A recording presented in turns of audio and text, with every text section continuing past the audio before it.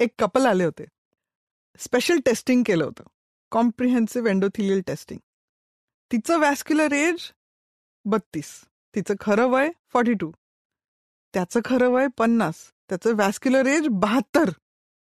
कसं कॉरिलेट करायचं ह्या कपलचं सेक्शुअल लाईफ? ऐकूया आजच्या पॉडकास्टमध्ये.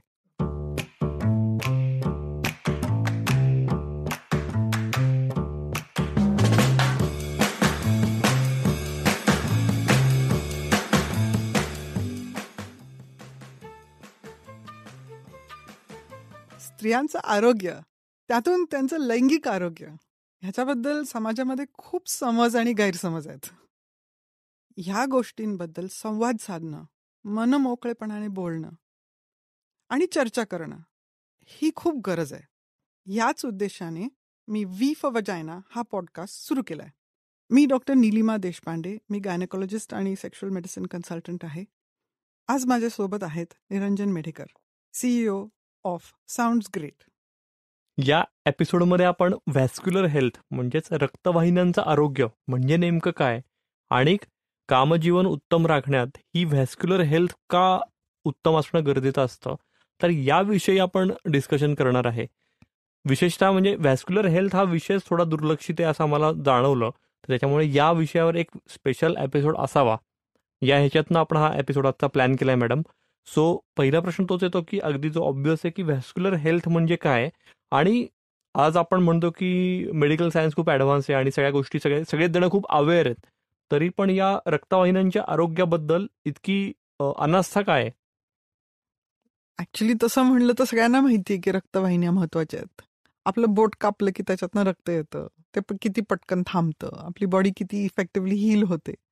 सगळ्यांना माहिती आहे की मेंदू काम करायला रक्तवाहिन्यांची गरज आहे, आपल्याला दिसायला रक्तवाहिन्या. जे लोक डोळ्याची तपासणी करायला जातात, रेटिना एक्झामिन करतात, हा तिथे रक्तवाहिन्यांमध्ये दिसतंय की तुमचं ब्लड प्रेशर वाढलंय किंवा डायबिटीसचा इफेक्ट आहे, किंवा ज्या लोकांना हृदयविकार होतो त्यांना अँजिओप्लास्टी लागते, म्हणजे आपल्या हृदयाच्या रक्तवाहिन्यांमध्ये ब्लॉक आहे.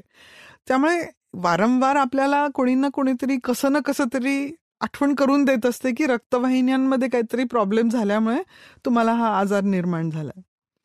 पण ऍक्च्युली रक्तवाहिन्यांची जी हेल्थ आहे ती कशी राखायची, किंवा त्याचे जे प्रिडिक्टर्स किंवा त्याचे फॅक्टर्स काय काय असतात हे बहुतेक लोकांना माहिती नसतात. किंवा आपल्या रक्तवाहिन्यांची जी हेल्थ असते ती तुम्ही उत्तम पद्धतीने मेंटेन केली तर तुमचं पूर्ण शरीर व्यवस्थित मेंटेन होतं.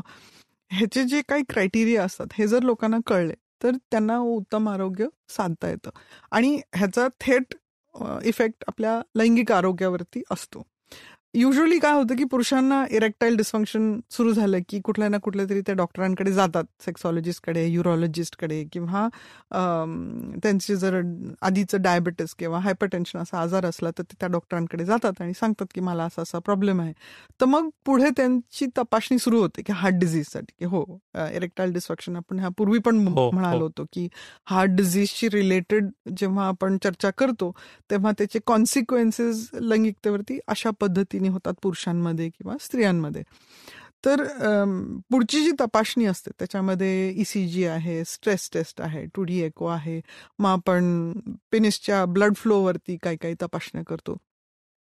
तर त्या रक्तवाहिन्यांची जी क्वालिटी असते, म्हणजे त्याची जी फ्लेक्सिबिलिटी असते, त्याचं जे लाइनिंग असतं आतलं ते किती इफेक्टिव्ह आहे आणि त्याच्यामधनं वाहणारं जे रक्त आहे त्याच्या क्वालिटीजवरती अवलंबून असतं की तो जो ऑर्गन आहे त्या रक्तवाहिनी साठी, ती जी रक्तवाहिनी सप्लाय करत असते ऑक्सिजन आणि जे काही न्यूट्रिशन आहे त्या ऑर्गनला पोचेपर्यंत, तर त्या ह्या सगळ्या क्वालिटीजमुळे त्या ऑर्गनची हेल्थ पण ठरते. आपण पूर्वी सेल्युलर न्यूट्रिशन आणि सेल्युलर हेल्थबद्दल बोललो, पण त्या प्रत्येक सेलपर्यंत पोहोचवण्यासाठी आपल्याला रक्तवाहिन्यांचीच गरज पडते. हेही लक्षात घेणं महत्वाचं आहे की प्रत्येक रक्तवाहिनीची त्याची नर्व किंवा नस असते आणि त्या प्रत्येक नसेची इंडिव्हिज्युअल रक्तवाहिनी असते.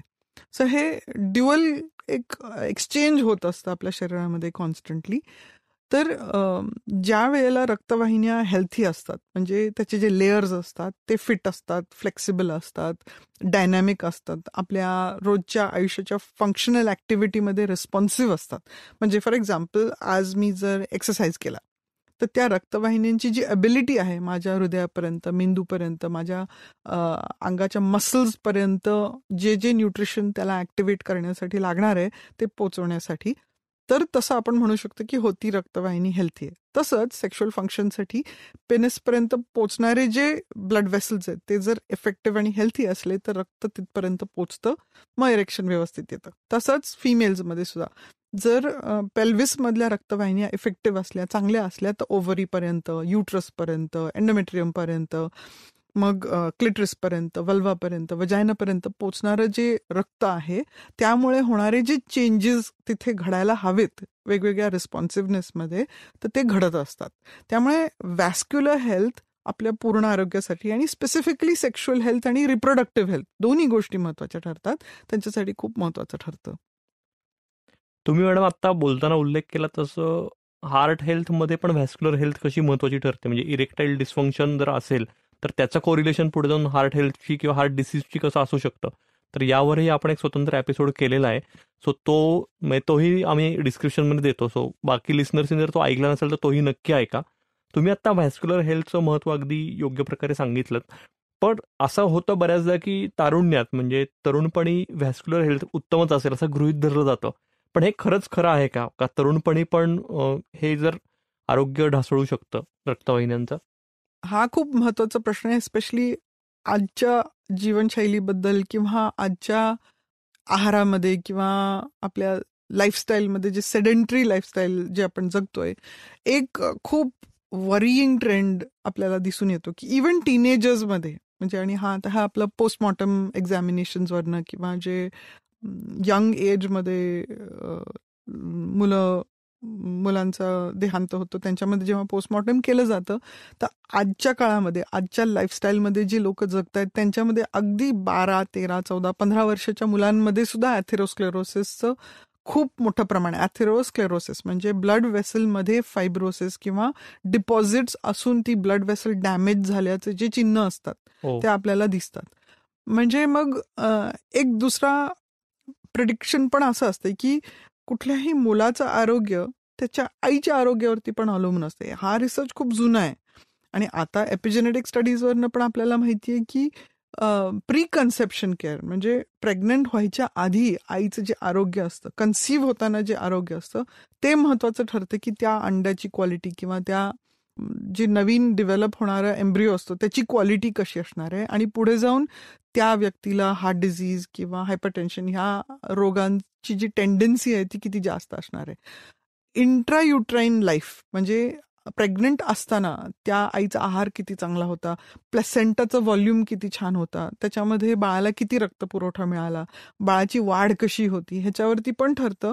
आणि जन्म झाल्यावरती त्याचं आरोग्य, त्याची जी ग्रोथ असते ती कशी असते त्याच्यावरती पण ठरते की त्याची व्हॅस्क्युलर हेल्थ कशी असणार आहे. मग आपण बघतो की एन्व्हायरमेंट आजच्या काळामध्ये ज्या प्रकारचं लाईफस्टाईल पेरेंट्समध्ये आहे, फॉर एक्झाम्पल खूप रशिंग लाईफस्टाईल आहे किंवा सेडेंटरी आहे किंवा कॉन्स्टंटली फास्ट फूड किंवा बाहेरचं जेवण ऑर्डर करायचं, बाहेर जेवायचं किंवा फ्रेश फूड एवढं नसतं कारण की दोघे आई वडील काम करत असतात किंवा कोणीतरी दुसरं त्या लहान मुलाला सांभाळत असतंय. स्लीप रेग्युलेटेड नसतं. हा आजकाल डिजिटल म्हणजे आपल्या गोष्टींचा फोन आहे किंवा मीडिया एक्सपोजर खूप असतं. फिजिकल ऍक्टिव्हिटी खूप कमी झाली, म्हणजे मुलांचं बाहेर जाऊन खेळणं, इतर फ्रेंड्सच्या बरोबर सोशल ऍक्टिव्हिटी, सोशल कनेक्शन. आपल्याला माहिती आहे ऍक्च्युली व्हॅस्क्युलर हेल्थ आणि हार्ट हेल्थसाठी सोशल कनेक्शन पण एक खूप मोठा मार्कर आहे. It's actually even more important than nutrition. Stress relief, social connection, एकमेकांशी कसं वागायचं असतं, आपले इंटरॅक्शन्स कसे असतात, आपण आपले नीड्स आणि वॉन्ट्स आणि प्रेफरन्सेस कसे कम्युनिकेट करतो, हे खूप महत्वाचं ठरतं. त्यामुळे ज्या लहान युथमध्ये ज्या लोकांना ह्या गोष्टी शिकायला मिळत नाहीत किंवा जे खूप सेडेंटरी लाईफस्टाईल असते, ते फिजिकल ऍक्टिव्हिटीमध्ये एंगेज करत नाही, त्यांची व्हॅस्क्युलर हेल्थ ऑलरेडी डॅमेज होत असते. आणि हे आपल्याला म्हणजे फॉर एक्झाम्पल माझ्याकडे पेशंट आहे, मला ना PCOD आहे किंवा मला आता एंडोमेट्रिओसिस सुरू झालंय किंवा यूथ आहे की मला आता 20-20 वर्षाचे 22 वर्षाचे मुलं येतात की मला थोडंसं ना सायकोलॉजिकल इश्यू झाला, मला आता खूप टेन्शन येतं, मला इरेक्शन येत नाही. तिथेच ऍक्च्युली वॅस्क्युलर हेल्थचं डॅमेज सुरू झालेलं असते. कारण की तुम्हाला depression, anxiety, poor mental health, stress आणि अँझायटीशी न कोप करता येणं, हे मॅल न्यूट्रिशन रिलेटेड जरी असले तरी पुअर स्लीप, हायड्रेशन नाहीये, सनलाईट एक्सपोजर नाहीये, ऍक्टिव्हिटी नाहीये, फिजिकल ऍक्टिव्हिटी नाहीये, ह्या सगळ्या गोष्टींमुळे या गोष्टी घडत असतात. त्याच्यामध्ये वॅस्क्युलर हेल्थ एक मोठा कॉम्पोनंट आहे की जिथे स्ट्रेसमुळे, फॉर एक्झाम्पल आपण म्हणतो की स्ट्रेस झालं, मी स्ट्रेस्ड आहे, मी खूप स्ट्रेस्ड आहे, मला एक्झामचा स्ट्रेस आहे, ह्याचा स्ट्रेस आहे, त्याचा स्ट्रेस आहे. आणि हल्ली तर कसं आहे की लाईफस्टाईल रिलेटेड प्रॉब्लेम्समध्ये असे ऑलमोस्ट 50-60% अडॉलसंट्सच्या घरी एन्व्हायरमेंट ठीक नसते. इधर पेरेंट्समध्ये क्वॉरल्स असतात, कोणीतरी अल्कोहोल डिपेंडन्सी असते, फिजिकल किंवा डोमेस्टिक व्हायलन्स असतं, इमोशनल व्हायलन्स असते. तो ह्याचं प्रमाण खूप वाढलेलं आहे. तर ह्या गोष्टींमध्ये जेव्हा मुलं स्ट्रेस्ड असतात तेव्हा ऑलरेडी वॅस्क्युलर डॅमेज सुरू झालेला असतो. आजही क्लिनिकमध्ये अगदी 18-19 वर्षाच्या मुली येतात, त्यांच्यामध्ये थायरॉइड प्रॉब्लेम्स आहेत. आपल्याला पण पूर्वी पण थायरॉइड फंक्शनवरती आपण एक पॉडकास्ट केलाय की थायरॉइड फंक्शन, हार्ट हेल्थ आणि लिव्हर हेल्थ हे किती इम्पॉर्टंट आहेत. पण ह्याचा डायरेक्ट इफेक्ट कुठे असतो तर वॅस्क्युलर हेल्थवरती असतो. म्हणजे त्या ऑर्गन्सपर्यंत ब्लड फ्लो नीट पोचत नसतो. सो एज हा एक क्रायटेरिया नाहीये आजच्या लाईफस्टाईलमध्ये किंवा आजचे जे आपलं एक्सपोजर आहे पॉल्युटंट्सला, आपण परफ्यूम खूप लावतो किंवा आपण जे घरी प्रॉडक्ट्स वापरतो, प्लास्टिक्सचं यूज आहे. बहुतेक यंग मुलं आता टू व्हीलरच वापरतात. तर पॉल्युशन आपल्या एन्व्हायरमेंटमधलं जे आहे किंवा जे आपलं एक्सपोजर असतं पेस्टिसाइड्स किंवा प्रिझर्वेटिव्हचं, म्हणजे आज जे हाय अल्ट्रा प्रोसेस फूड्स आपण जे म्हणतो, जे पाकिट उघडून नाही थोडंसं स्नॅक नाही, आपण प्रिंगल्स खाऊया ना, किंवा ते फॅशन स्टेटमेंट झालेली असते, कुरकुरे खायची किंवा बिस्किटं खायची. किंवा पूर्वी पण आपण जोक केलाय की हा एक खूप मोठा फेमस ऍक्टर आहे टीव्हीवरती, मी बिस्किट खाता हूं करके. तुम्हाला माहिती आहे की तो बिस्किटं खाऊन मसल बिल्डिंग नाही केलं त्यांनी. सो किंवा खूप फेमस कोणी ऍक्टर्स आहेत तिकडं crunching so and so like so and so असं काहीतरी ऍड केली जाते ज्याच्यामध्ये अल्ट्रा प्रोसेस फूड तुम्हाला खायला प्रोत्साहित केलं जातं. तर त्या अल्ट्रा प्रोसेस फूडचं डायरेक्ट इफेक्ट तुमच्या मेटाबॉलिक फंक्शनवरती, तुमच्या लिव्हर फंक्शन आणि वॅस्क्युलर फंक्शनवरती पडतं. आणि जिथे तुमचे ब्लड वेसल्स डॅमेज व्हायला सुरुवात झाली तिथे तुमचं एजिंग सुरू झालं, जिथे तुमचं इन्फ्लमेशन सुरू झालं, तिथे एंड ऑर्गन्स म्हणजे सगळे हॉर्मोन प्रोड्युसिंग ऑर्गन्स आहेत, ते हॉर्मोन्स कम्युनिकेट कसे करतात तुमच्या सेल्स बरोबर, तर रक्तवाहिन्यांमधनं. तर तिथे तुमचं हॉर्मोन डिस्फंक्शन सुरू होतं. तर कुठल्या तरी डॉक्टरांकडे जाणार म्हणजे माझ्या ना हॉर्मोन इम्बॅलन्स आहे, मला थोड्या गोळ्या द्या, त्यांनी काहीही फरक पडणार नाहीये. जोपर्यंत तुम्ही तुमच्या बेसिक लाईफस्टाईलला करेक्ट करत नाही तोपर्यंत त्या औषधांना पण तुमच्या ऑर्गनपर्यंत पोचायला रक्तवाहिनींचीच गरज पडते. साधं तुम्ही जे जेवता ते तुमच्या आतड्यांमधनं तुमच्या सेल्सपर्यंत पोचायला सुद्धा रक्तवाहिन्यांची गरज पडते. जर तुम्ही तुमची basic health, basic requirements neglect केली तर तुम्हाला ना त्या औषधांचा उपयोग होणार आहे, ना तुमच्या आहाराचा उपयोग होणार आहे, ना कुठल्या तुमच्या इतर कंप्लेनिंगचा काही उपयोग होणार आहे. तर कंप्लेन आणि अशा गोष्टी करण्यापेक्षा तुमच्या लाईफस्टाईलकडे लक्ष द्या. आणि कदाचित लोकांना वाटेल हे काय मॅडम अशा बोलतात. पूर्वी पण मी नाही त्यांना एवढं साध्या गोष्टी अशा करून बोलतात, त्यांना काय कळतंय, असं शक्य असतं का? तुम्हाला जितकं शक्य आहे तितकं तुम्ही प्रयत्न करणं तुमच्या हातात आहे ना. खरंय. म्हणजे फॉर एक्झाम्पल जसं मी उदाहरण देते की कपल्स असतात त्यांना नाईट आणि डे ड्युटी असते, त्यांना कंपल्सरी बसावं लागतं, पण तुम्ही खुर्च्यांमध्ये पण उठाबशा करू शकता. राईट. सो आपल्या हातामध्ये जेवढं आहे तेवढं करणं आपल्याला आपली जबाबदारी आहे. आपल्या बॉडीमध्ये दुसरं कोण जगणार आहे. खरंय. आता तुम्ही जे म्हणलात की मी मुद्दा हाच येतो की हा आत्ता पॉडकास्ट कोणी जर ऐकत असेल आणि जर त्यांना हे रिअलाइज झालं की आपली खूप सिडेंटरी लाईफस्टाईल आहे आणि आपण खरंच निग्लेक्ट करतोय ओव्हरऑल हेल्थवरही आणि वॅस्क्युलर हेल्थवरही, तर इमिजिएट काय स्टेप्स किंवा ऍक्शन्स ते घेऊ शकतात त्यांची लाईफस्टाईल करेक्ट करायला, की ज्या यांनी यापुढे तरी किमान ती हेल्दी राहू शकेल हेल्थ? बऱ्याच गोष्टी करता येतात. त्याच्यापैकी नंबर 1 म्हणजे ओव्हरवेल्म नाही व्हायचं कुठल्या गोष्टी बरोबर. एक गोष्ट हळूहळू चेंज करणं गरजेचं असतं आणि त्याचा इफेक्ट बघून मग आपण जास्त प्रोत्साहित होतो. आपण कुठला चेंज करतोय त्याला जर आपण लॉग केलं आणि त्याचा इफेक्ट आपण लक्षात घेतला तर आपण जास्त मोटिवेट होतो ते करायला. फॉर एक्झाम्पल पाणी पिणं. हम्म. सिंपल गोष्ट आहे. हो, आपण कमीत कमी 2.5 लिटर पाणी पितोय, पण त्याचा इफेक्ट काय झाला आपल्यावरती? हो, आपलं थिंकिंग क्लिअर झालं, आपली स्किन जास्ती क्लिअर झाली, आपली भूक थोडीशी बदलली, आपले एनर्जी जास्त वाढली, आपली लघवी क्लिअर झाली. आपल्याला पूर्वी रात्री सारखं सारखं उठावं लागत होतं, कदाचित ते बदललं थोडंसं. आपली झोप जास्त इफेक्टिव्ह झाली. तर ते लॉग करावं. मग म्हणा ठीक आहे, आता मी झोप थोडीशी इम्प्रूव्ह करतो, वेळेवरती झोपायचा प्रयत्न करतो. मग वेळेवरती झोपायला जात असताना जे काय आपण पूर्वी झोपेबद्दल पण बोलले होते, ते रुटीन आहे, मी थोडंसं चेंज करून बघतो. मी थोडंसं जेवण लवकर करतो आणि वेळेवरती झोपायला जातो. मग त्या झोपेचा जो इफेक्ट आहे तो माझ्या लाईफस्टाईलवरती काय काय झाला. मग आपण रोज एक छोटंसं जर्नल ठेवायचं की हो, मी वेळेवरती उठू शकलो, माझा जो व्यायाम करायचा डिसिजन होता तो मी करू शकलो, किंवा जेवण करताना मी जास्त लक्ष देऊ शकलो की मी काय जेवतोय. मग काम करताना माझं लक्ष बेटर होतं, मी फोकस करू शकलो, मला सारखी झोप लागत नव्हती, किंवा माझं रिफ्लेक्सेस कसे होते. मग हो, अच्छा अच्छा, मग आता मी काय ठरवलंय, ओके, सकाळी वेळेवरती उठायचं, उगाच लोळत पडायचं नाही. मग मी उठल्यावरती मी छान वॉकला गेलो, फक्त 10 मिनिटाचा वॉक केला, त्याच्यापासून मला काय काय जाणवलं. सो हे जेव्हा आपण स्वतःला पॉझिटिव्ह फीडबॅक देतो, आपण जी ऍक्टिव्हिटी करतोय ती कोरिलेट करतो आपल्या प्रोग्रेसशी, तेव्हा ती ऍक्टिव्हिटी चिकटायची शक्यता जास्त असते.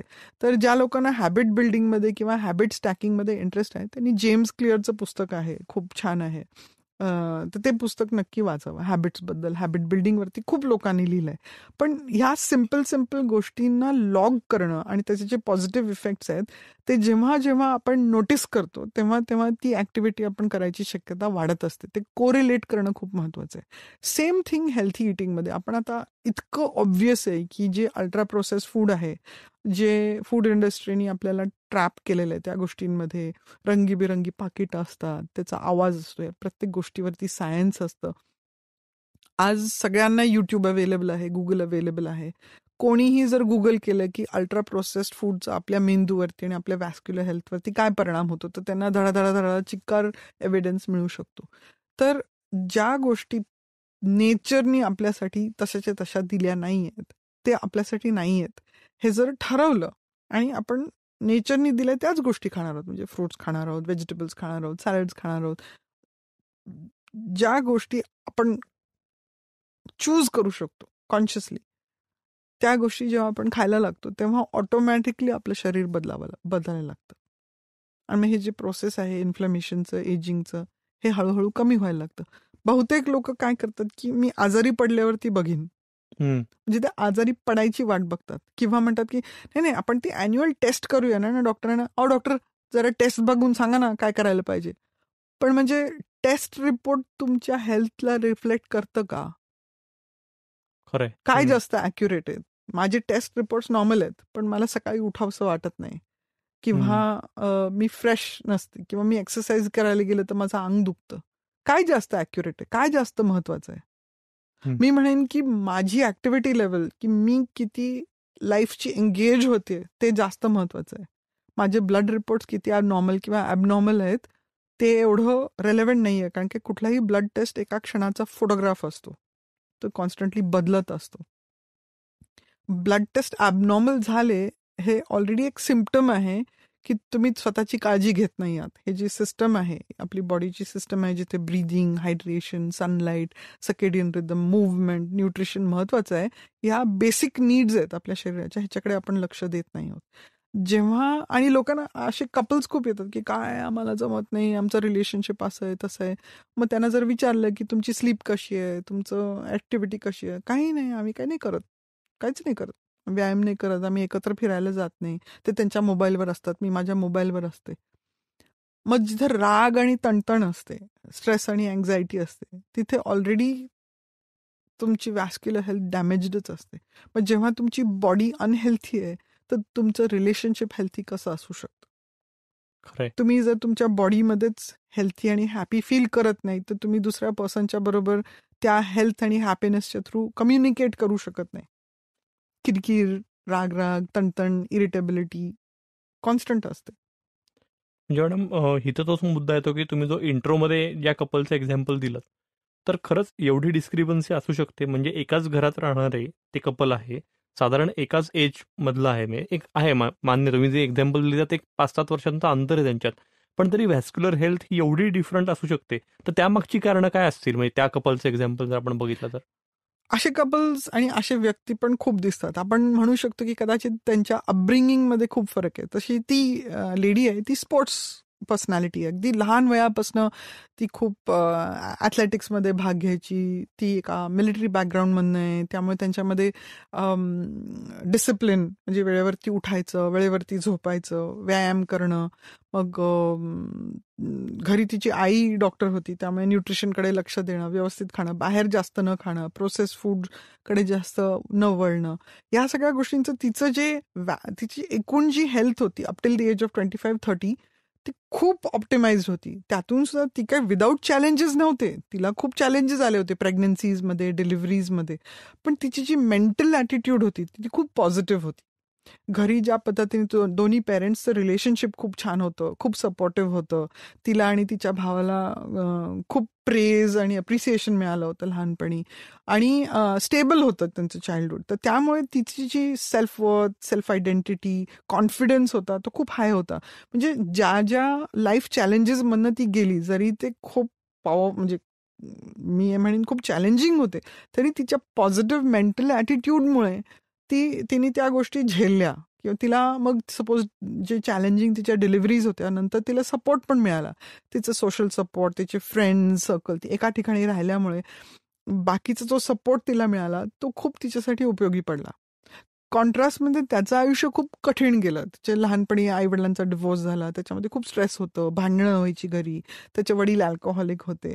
पण मग जसा जसा तो मोठा होत होता, मग यूथमध्ये त्याची जी कंपनी होती तशी होती की अल्कोहॉल, स्मोकिंग. नंतर जवळजवळ 10-15 वर्ष त्यांनी थांबवलं होतं, पण त्याचे जे परिणाम होते त्याच्या स्ट्रेस लेवल्सवरती खूप होते. लगेच स्ट्रेस व्हायचा तो. मध्ये कधीतरी रोड ट्रॅफिक ॲक्सिडेंट झाला होता त्याला, त्याच्यामुळे खूप स्ट्रेस होता. तो ॲक्च्युली जिम ओनर आहे, पण तो रेग्युलरली जिमला जात नाही. त्यांनी बिझनेस म्हणून जिम सुरू केली, पण तो जिममध्ये एकदा दोनदाच जातो. त्याचा पोटाचा घेर 38 इंच होता. तो स्लिम नाहीये, तो वॉकिंगकडे लक्ष देत नाही, जास्त करून बसूनच असतो. ती कसं, त्यांच्याकडे कुत्रे आहेत, डॉग वॉकिंग, कुत्र्यांची आवड आहे म्हणून ती करते. दिवसातनं 4 वेळा ती कुत्र्याला फिरवायला नेते. सो मेंटल ॲटिट्यूड आणि फिजिकल हेल्थ ह्याचं पण खूप डीप कनेक्शन आहे.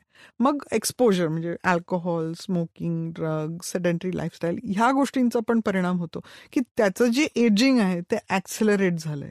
आणि तिचं जे आहे ते ऍक्च्युली तिने मेंटेन केलं आणि तिच्या पॉझिटिव्ह मेंटल ॲटिट्यूडमुळे ऍक्च्युली रिव्हर्स झालंय.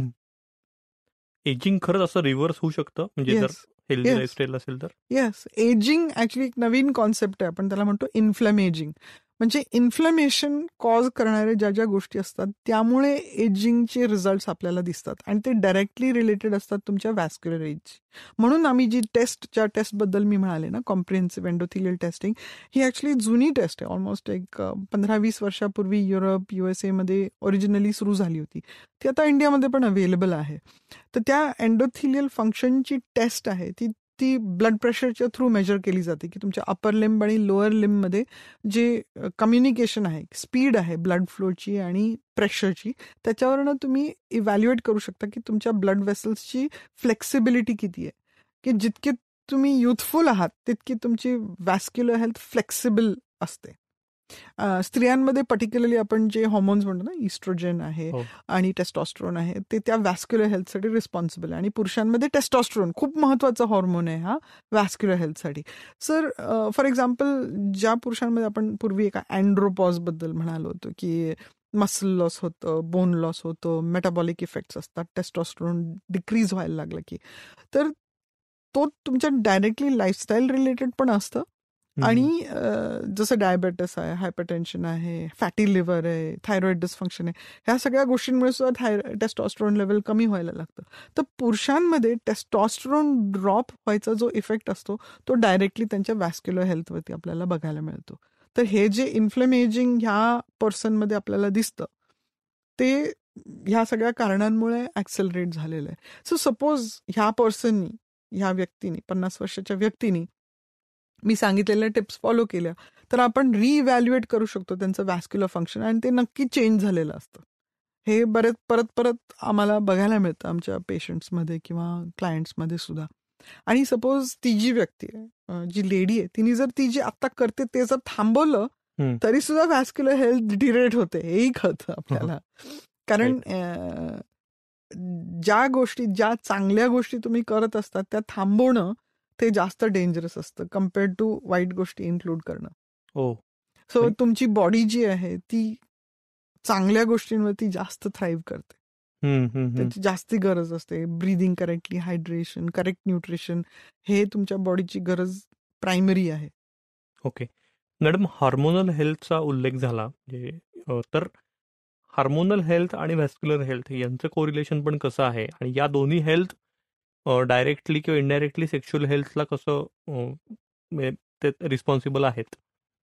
आपण जेव्हा हॉर्मोन हेल्थ बद्दल बोलतो तेव्हा आपल्या शरीरामध्ये वेगवेगळे प्रकारचे हॉर्मोन प्रोड्युसिंग ग्लँड्स असतात. काही ग्लँड्स असतात ते डायरेक्टली जिथे ऍक्शन व्हायला पाहिजे तिथे रिलीज होतात. काही ग्लँड्स असतात ते हॉर्मोन्स ब्लडमधनं रिलीज होऊन त्या वेगवेगळ्या ऑर्गन्सवरती ऍक्ट करतात. फॉर एक्झाम्पल काही आणि हॉर्मोन्स आणि न्यूरो ट्रान्समिटर्स ह्या दोन वेगळ्या गोष्टी असतात. तर मेंदूमध्ये ज्या काही केमिकल सिक्रीट होतात, फॉर एक्झाम्पल डोपामिन, सेरोटोनिन, ह्या गोष्टींना आपण न्यूरो ट्रान्समिटर म्हणतो.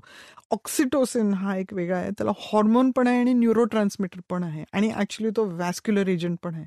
सो फॉर एक्झाम्पल एक म्हण आहे की आपण जेव्हा, म्हणपेक्षा एक रिसर्चमध्ये शोधून काढले की आपण जेव्हा कोणाला हग करतो किंवा आपण खूप डीपली इंटिमेट होतो त्यावेळेला जे ऑक्सिटोसिन रिलीज होतं त्यामुळे तुमचं ब्लड प्रेशर पण खाली येतं.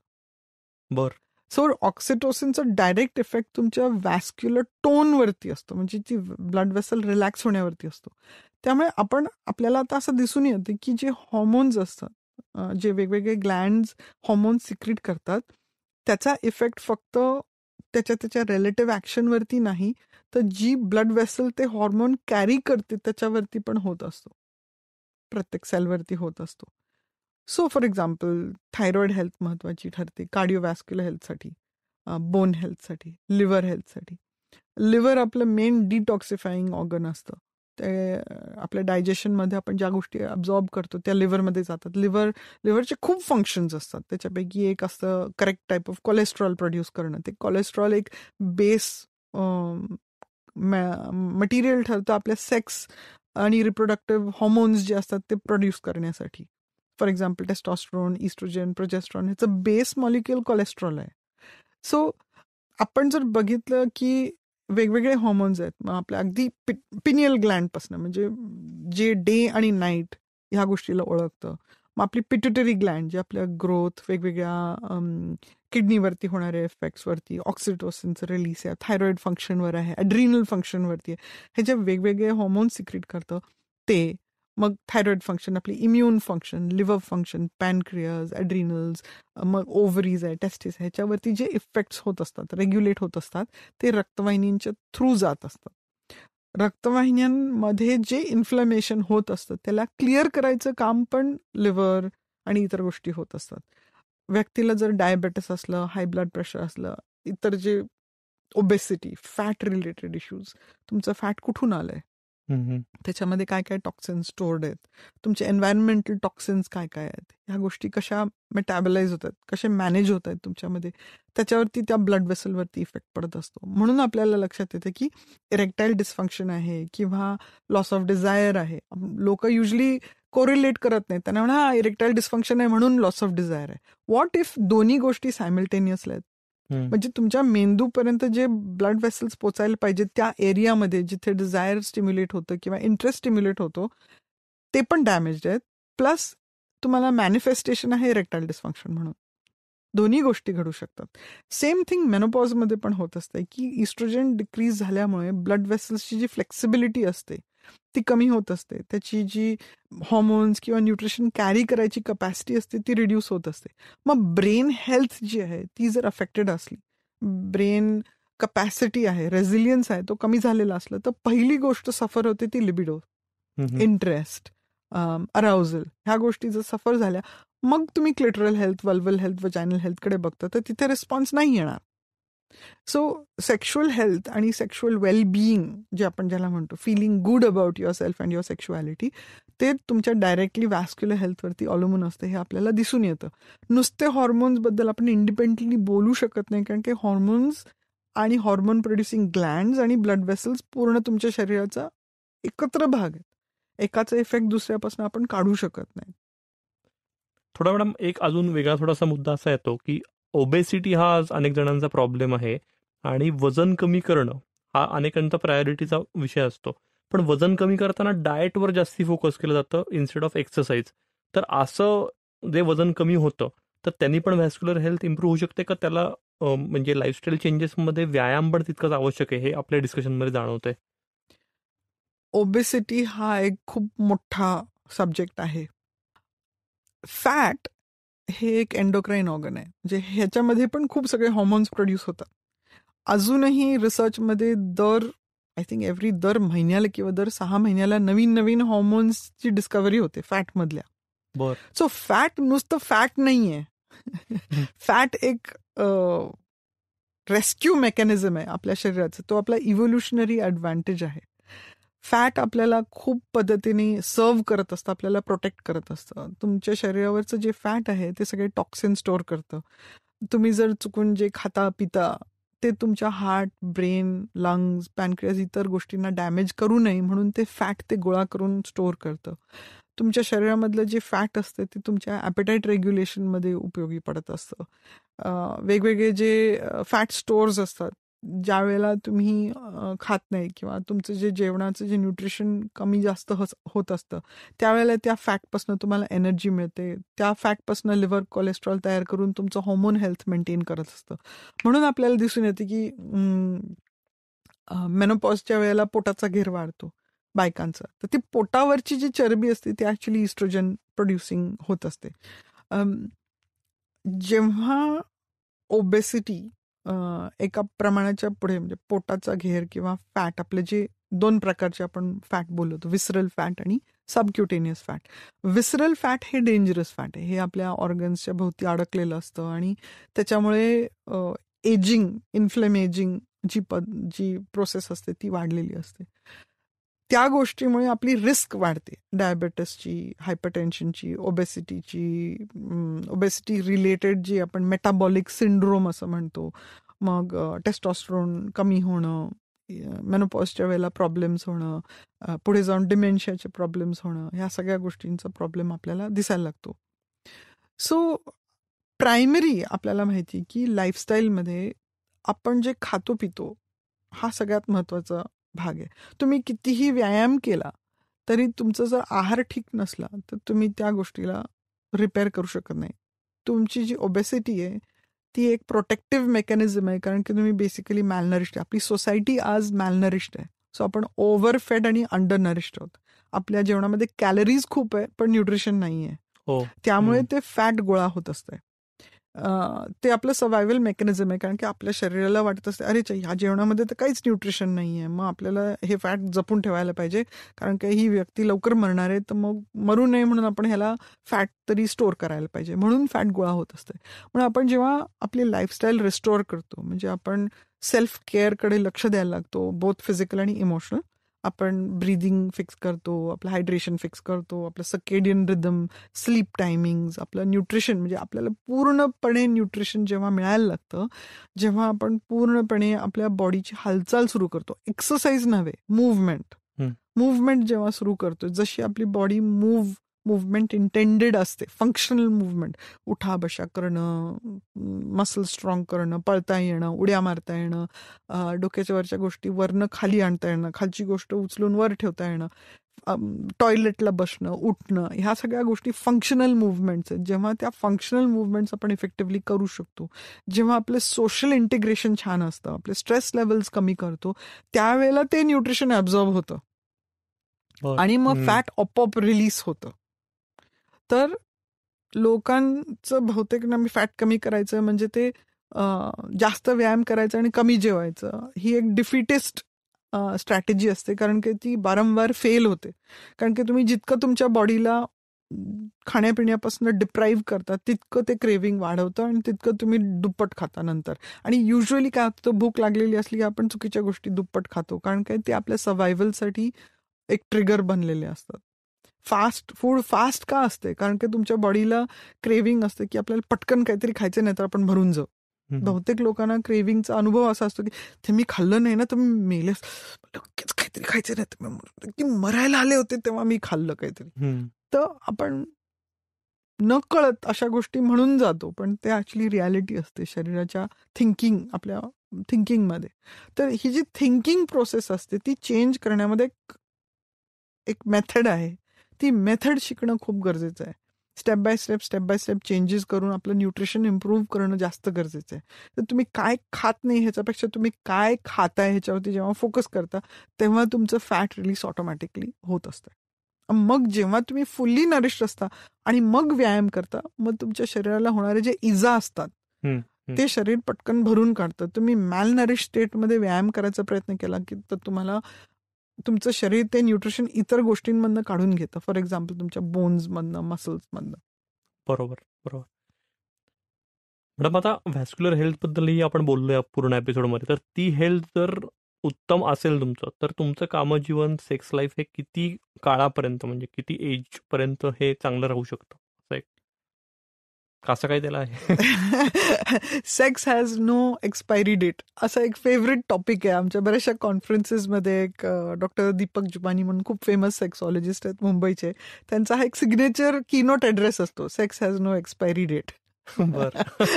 तर ऍक्च्युली व्हॅस्क्युलर हेल्थ इतकं महत्वाचं आहे सेक्शुअल हेल्थसाठी. आणि त्यांचं काय खूप आज जे सेक्शुअल मेडिसिनमध्ये कॉन्फरन्सेस आहेत, सेक्शुअल मेडिसिनमध्ये आमचे जे टॉक्स असतात, लेक्चर्स असतात, ते एंडोथिलियल फंक्शनवरती फोकस खूप आहे. एंडोथिलियम हे सेल्युलर एक लेअर आहे जे आपल्या रक्तवाहिनींच्या आतल्या बाजूला स्मूथ बनवतं, गुळगुळीत बनवतं. म्हणजे त्या रक्तवाहिनींच्या आतमधलं जे रक्त असतं ते बिना अडथळ्याचं त्याच्या टार्गेट ऑर्गनपर्यंत पोचू शकतं. अशा त्याच्या आतले जे सेल्स असतात त्याला आपण एंडोथिलियल सेल्स म्हणतात. ते जे एंडोथिलियल सेल्स असतात ते जिवंत सेल्स असतात जे ऍक्टिव्हली त्या प्रोसेसला कॉन्ट्रीब्यूट करत असतात की ते रक्त स्मूथपणे व्हावं, तिथे काय अडथळा येऊ नये एक्सेट्रा. तर ती एंडोथिलियल हेल्थ ह्या सगळ्या गोष्टींवरती अवलंबून असते. आपलं स्ट्रेस लेवल आहे, आपण कसे ऍक्टिव्ह असतो, आपली मनस्थिती कशी, आपली पॉझिटिव्ह मेंटल ॲटिट्यूड काय आहे, आपलं सोशल कनेक्शन्स किती आहेत, आपण आपले जे जवळचे लोक आहेत आपल्याला पॉझिटिव्ह अफर्मेशन्स किती मिळतात, टच किती महत्वाचं आहे आपल्या शरीरावरती, आपले इमोशनल नीड्स किती ती जी एंडोथिलियल सेल आहे ती या सगळ्या गोष्टींना रिस्पॉन्ड करत असते मोमेंट बाय मोमेंट. तर आपलं जे लाईफ आहे, लाईफस्टाईल आहे, ती आपण ह्या पद्धतीने इम्प्रूव्ह करतो. तर त्याला एज हे लिमिट नाही आहे. जसं आपण व्हॅस्क्युलर एज मेजर करू शकतो. आमच्याकडे एक गृहस्थ आले होते 70 इयर ओल्ड. त्यांनी ही जी टेस्ट केली कॉम्प्रिहेन्सिव्ह एंडोथिलियल टेस्टिंग, तर त्यांचं रिअल म्हणजे त्यांचं ऍक्च्युअल एज 70 आहे पण त्यांचं मेटाबॉलिक एज फक्त 42 आहे. सो आपण एजिंग नुसतं प्रिव्हेंटच नाही करू शकत, आपण रिव्हर्स पण करू शकतो आणि कुठल्याही स्टेजला आपण ते रिव्हर्स करू शकतो. ते ओरिजिनल इतकं चांगलं होऊ शकतं की हे डॅमेज किती झालं ह्याच्यावरती अवलंबून आहे. कोणी असं गॅरंटी देत नाही की हा तुम्ही हे सगळं केलं तर 6 महिन्यात असं पटकन ठीक होईल. बघितलेत मी असे मॅजिकल ट्रान्सफॉर्मेशन पण बघितलेत. माझ्या वाईल्ड फिट प्रोग्राममध्ये पण आहे, पॉझिटिव्ह इंटेलिजन्समध्ये पण आहे. जेव्हा लोक त्यांची मेंटल ॲटिट्यूड, मेंटल स्टेट, त्यांचं न्यूट्रिशनल स्टेट, मूव्हमेंट ह्या गोष्टींकडे, सेल्फ केअरकडे जेव्हा लक्ष द्यायला लागतात तेव्हा एजिंग रिव्हर्सल खूप वेगवेगळ्या पद्धतीने बघायला मिळतं. त्यांच्या ऍक्टिव्हिटी लेवल्समध्ये, त्यांच्या मेंटल क्लॅरिटीमध्ये, त्यांच्या रिप्रोडक्टिव्ह लाईफमध्ये. अशा पण मुली आहेत ज्यांचं पॉलिसिस्टिक ओव्हरीज रिव्हर्स झालंय, एंडोमेट्रियोसिस रिव्हर्स झालंय, ज्यांच्यामध्ये ओव्हरीन फेलियर डायग्नोज झालं होतं ते ओव्हरीज परत रिज्युव्हिनेट झालेले आहेत. ज्यांना इरेक्टाईल डिस्फंक्शन होतं त्यांचं व्हॅस्क्युलर हेल्थ रिकवर झालेलं आहे. पण हे गॅरंटी कोणी देत नाही कारण की आपल्याला प्रत्येक पर्सनची लेवल डॅमेज काय आहे ते आपल्याला माहिती नसतं. तर आपण जेव्हा आपल्या हेल्थकडे लक्ष देतो, सेल्फ केअरकडे लक्ष देतो, ह्या सगळ्या गोष्टी रिव्हर्सेबल असतात, काही प्रमाणात तरी नक्कीच असतात. ओरिजिनल इतक्या चांगल्या होतील की नाही माहिती नाही, पण मी आवर्जून म्हणेन की आपला पॉडकास्ट म्हाताऱ्या लोकांसाठी नाहीये. आपला पॉडकास्ट त्या युथसाठी पण तितकाच महत्वाचा आहे ज्यांच्याकडे 20-30 वर्ष हातात आहेत हे चेंजेस इम्प्लिमेंट करायला. तुम्ही 25शीला तुमची जी हेल्थ आहे ती कशी मेंटेन करतात ह्याच्यावरती डिपेंड करतं की तुम्ही 50शीला कसे असणार आहात. त्या पहिल्या पेशंटबद्दल मी सांगितलं, ती फुल तिचं लाईफ ऍक्टिव्हिटीमध्ये, पॉझिटिव्ह ॲटिट्यूडमध्ये, एनर्जायझिंगमध्ये, लोकांना अपलिफ्ट करण्यामध्ये, स्वतःला हसत खेळत ठेवण्यामध्ये जे तिने डेडिकेट केलंय, म्हणून ती जे प्रिझर्वेशन आहे तिचे एज आपल्याला बघायला मिळते. तर ती अचानक 40ला नाही सुरू केलं हे, ती लहान असल्यापासून तशी वागते. तर जे पेरेंट्स हा पॉडकास्ट ऐकतायत, तुमच्या मुलांमध्ये हे इनकल्केट करा. जे युथ ऐकतायत ते तुम्ही तुमच्या लाईफस्टाईलमध्ये आणा. म्हणजे तुम्ही काही केलं तरी तुम्ही एनिवे 80 पर्यंत जगणार आहात, जास्त, ह्याची खात्री आहे. तर फक्त 50कडे न बघता 80s 90s कडे तुम्ही बघा की कसं अगदी म्हातारं होईपर्यंत आम्ही active, vibrant, both physically, mentally, sexually, spiritually असणार आहोत. आम्ही फुलफिल्ड लाईफ जगणार आहोत. असं जर तुम्ही इंटेन्शन ठेवलं, आणि इंटेन्शन खूप महत्वाचं आहे, हे तुमचं इंटेन्शन क्लिअर असलं तर तसे तुमचे ऍक्शन्स नक्की घडतील. Thank you madam. म्हणजे हा एपिसोड खूप महत्त्वाचा ठरला आणि व्हॅस्क्युलर हेल्थ हा खरंच खूप निग्लेक्टेड टॉपिक आहे. म्हणजे मी तर मेडिकल बॅकग्राऊंडचाही नाही आहे, त्यामुळे मला ॲब्सोल्युटली काहीच माहीत नव्हतं याच्याबद्दल. पण हा टॉपिक म्हणजे त्याचा कोरिलेशन थेट सेक्शुअल हेल्थशी कसं आहे आणि ओव्हरऑल वेलबिंगशी कसं आहे, तर हे तुम्ही खूप डिटेलमध्ये एक्सप्लेन केलं. भेटूया पुढच्या एपिसोडमध्ये अशाच आणखी एखाद्या महत्त्वाच्या, इंटरेस्टिंग आणि निग्लेक्टेड टॉपिकवर डिस्कशन करायला. ऐकत रहा V for वजाना podcast. Disclaimer. This podcast is for general information purposes only. It does not constitute the practice of medicine, nursing, or other professional healthcare services, including the giving of medical advice. No doctor-patient relationship is formed. The use of this information and the materials linked to this podcast is at the user's or listener's own risk. The content on this podcast is not intended to be a substitute for professional medical advice, diagnosis, or treatment.